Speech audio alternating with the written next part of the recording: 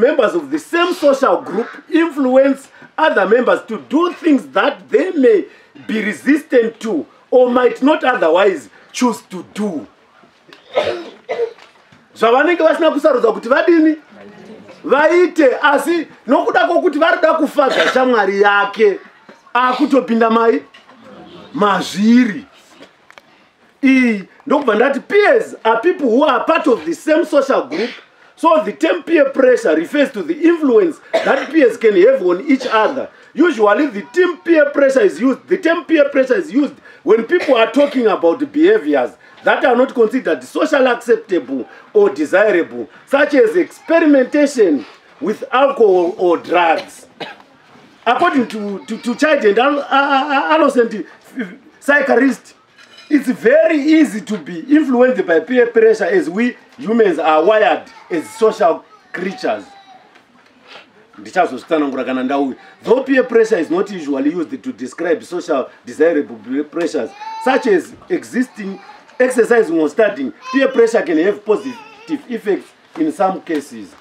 Ndataura kuti kudini vazhinji vedu savana vadiki nezuro taidzidziswa pano nababa vamureba kuti vamwe vari kumwa doro. Havana kumwa nokuda kuti vaida kumwa, asi vakamwa kuti vafadze chinyi shamwari yake, uye kuti afanane neshamwari yani yake. Handi ndizvo? Saka izvozvo ndo zvatiri kuti isu samaziyoni manje kufanana kwedu ngakunyanye kuva kune zvokunamata. Mawaza ndataura. Kana tichikopa chinhu ngatikope chakanaka chokudini chinopa mbiri kuna Mwari, uye chinoita kuti zita rekereke yedu kana richitaurwa kunyika uko rive zita rakanaka risina zvipomerwa. Handiti ndizvo? Ndokubva ndati inini my examples of peer pressure. Peer pressure causes people to do things they would not otherwise do with the hope of fitting in or being noticed. For adolescents, kureva imi vana manje, peer relationships are the most important of all, thus leading to an increased accessibility to peer pressure.